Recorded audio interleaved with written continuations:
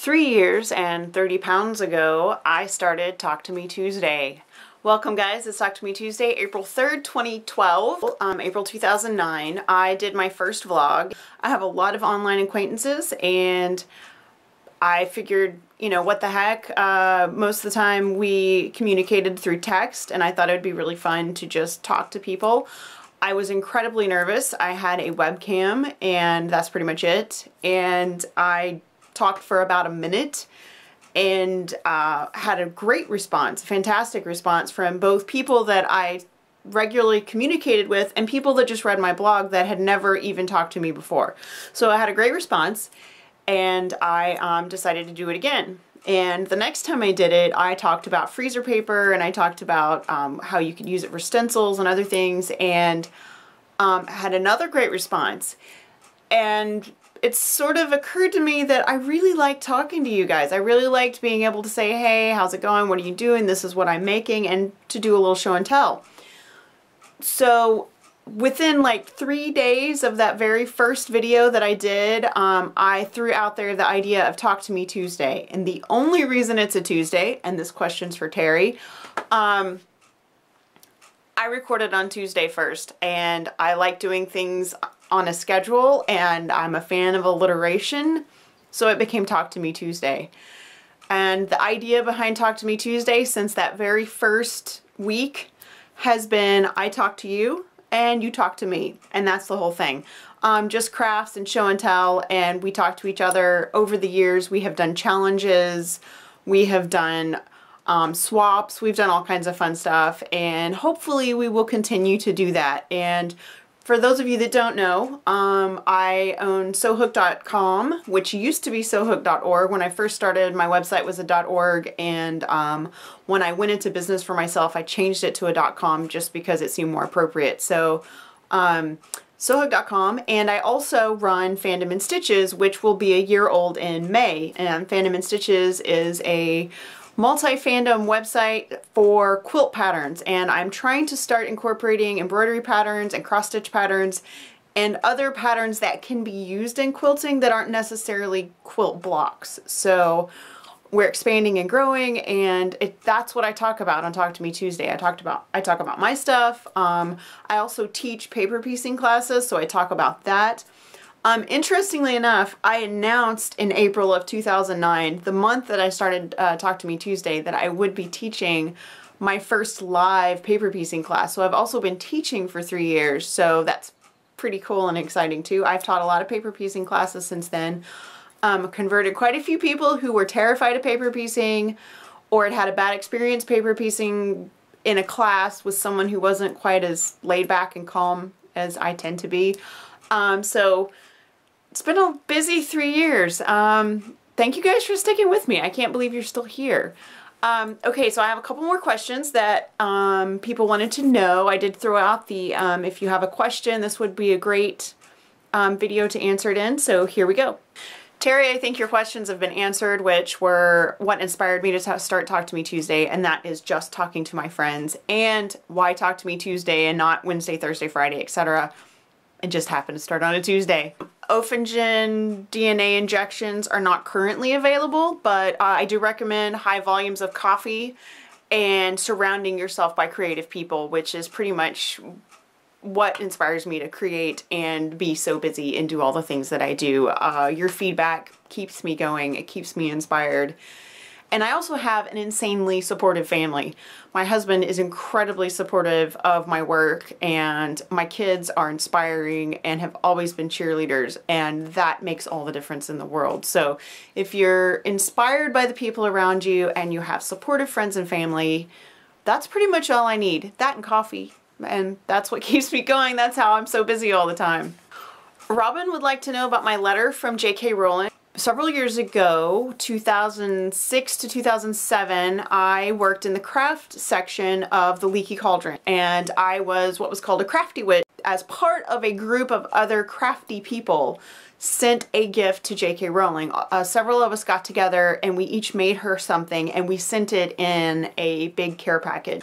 I made her a Hogwarts Unity banner, which was the 4 house crests with the Hogwarts crest in the center, and I made it in the shape and style of a banner. It was a wall hang, it was a quilt. Sometime later, each of us received letters, personalized letters, that talked about the gift we had sent her to our home address. And when I got my letter and I saw Scotland postmark, and I'm like, who's sending me something for Scotland? I, at the time, did a lot of swaps and things, so it could have been anybody. And I still receive mail from all over the world, so I don't know even now if that had happened now, if I would have realized. So anyway, I opened this letter and I unfold it, and there's this gorgeous owl at the top of the parchment, and I see Jk Rowling, and I literally, and the only time in my life this has happened, fell out of my chair. I had just sat down and I just turned into a noodle and slipped right out of my chair. So I have a beautiful letter from Jk Rowling that is framed and hangs in my living room, so if you're ever a guest in my home, you can see it. And she just wrote and thanked me for the House Unity banner, and she said she was going to hang it in her office and that it embodied her work and the idea behind Harry Potter, which was a complete thrill to me because I did the House Unity project on purpose because that's one of the big themes that I walked away from Harry Potter with. So that's the story of my letter. I don't share it, I don't show it. It's very personal, and it means a lot to me. I realize I'm not the only person to have received a letter from Jk Rowling, but that particular letter just means the world to me. So I just have never shared that because I share so much of my life. I felt like, you know, there are things here and there that I do like to keep to myself, and that was one of them. So I had two Terrys ask me questions today. Snowy44 was the Terry that I mentioned earlier, and the Terry I'm mentioning now also asked me how I get so much done. I don't know. I don't like to sit down. I don't like to be idle. Even when I'm sitting, I tend to be working on something. I tend to have something in my hands. I like to be busy and I like to create, and I feel like if I'm not working on something, I'm wasting my time. So I'm not idle very often. That happens when I'm sick. And so I don't tend to sit still unless it's time to sleep or if it's time to eat or I have to. I have a very good friend who tells me that it is okay to be still and do nothing, and I have practiced that. I'm not very good at it, but I'm working on it. So that's one of my goals for the future, is to be able to sit and be still and do nothing. But right now, I'm just busy and I like it, so that's just how it's going to be. I have a couple of things to show you really quick. The Paper Piece Pattern A Day Garden Party blog hop is going on right now. We're up to day 3 and we've had 3 fantastic patterns. I've already made 2 of them.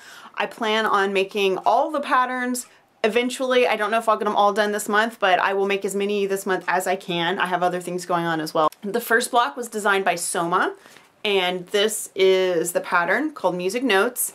So I went ahead and made that with this great huge print in the background because it's very floral and I thought that would be fun.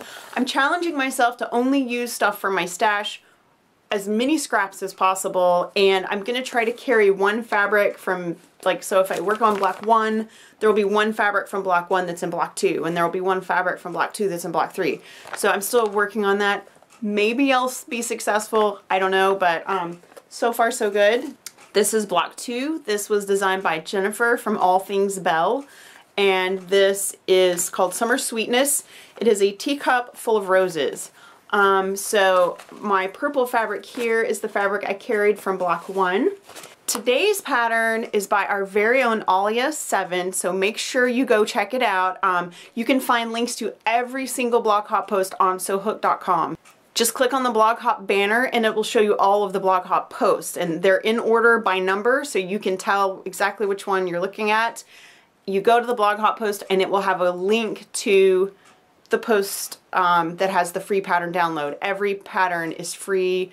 There's one pattern a day all month long, different designers every day this month, and they're all garden party themed. So you guys, I've seen a good chunk of these blocks and they're all amazing and they're all different, which is just super, super cool. So I hope you guys enjoy that. All right, now we're gonna go back in time and we're gonna see my projects that I finished at retreat that I didn't show you last week. These were gifts for a friend and I will talk about that now. one of our Talk to Me Tuesdayers that hasn't been around in quite a while, but is one of my online friends and a quilter and Harry Potter fan. She is having a baby in just a couple of weeks, and some friends had got together and all talked about making her goodies. And these are the things that I made for her. And I did quite a bit of this while I was at retreat. I'd actually planned to do all this at retreat because I knew that I would need to be mailing this stuff this week. So I figured it'd be the perfect time to work on these things. So first of all, these I did at retreat. I made her a set of bibs, and there are 5 bibs. They're all themed. They're all jungle animal themed. So they are coordinated. They all have pockets, and when you flip them over, they're reversible. This is my favorite bib pattern. This is a pattern I've used for a long time, and the reason I like it so much, it's super simple to make, and you wash it and you can flip the pocket and it's totally reversible. And I always put a little Velcro tab on the top of mine just to make it really simple. These are one of my favorite gifts to make because bibs are so useful and practical when you have a baby. I was a big bib user when my kids were little because it's so much easier to change a bib than it is to change an outfit or a shirt. So the more bibs you have, the better. These are super washable and ready to go, and so that's part 1 of her gift. Also, I wanted to do something that kind of represented all of this coming baby's family members. So I bought a set of onesies and I stenciled them. So Mom is a gardener, so we have our little gardening tools. Dad rides motorcycles. We've got a big sister. And of course, Mom's a Harry Potter fan. So, and what baby's outfit would be complete without representing the Society for the Protection of Elvish Welfare? So that's it for this particular part of this video, and we'll go back to the future and we'll talk again. Tomorrow is There and Back Again month 7. We have a fantastic pattern from a Shinley Pilgrim, so make sure you come check that out. I'm very excited about this one. I really enjoyed piecing it. Of course, I'm very excited about every month's pattern, but the day before, I'm really excited because I get to share tomorrow. So you guys be sure and come by fandomandstitches.com and check that out. So that's going to be it for me today. I cannot believe I've been doing this for 3 years. I've been not only been doing this for 3 years, but I've been doing this for 3 years and I have never missed a Tuesday. So we'll see if I can keep that up through the rest of this year. Who knows? If I'm ever absent on a Tuesday, it's probably something pretty serious. So you guys have a great Tuesday. If you've never done a Talk to Me Tuesday and you've thought about recording a Talk to Me Tuesday, please do. And please post it on our LiveJournal community, which is ttmt.livejournal.com. You'll find that you get a lot more comments there from this group of people than on YouTube. We all tend to hang out there and comment and chat back and forth. So please, you're welcome to join us. Make a video, do some show and tell us who you are, tell us what you like to make, and then post on LiveJournal. And that's going to be it for me. I will see you guys next week. Bye.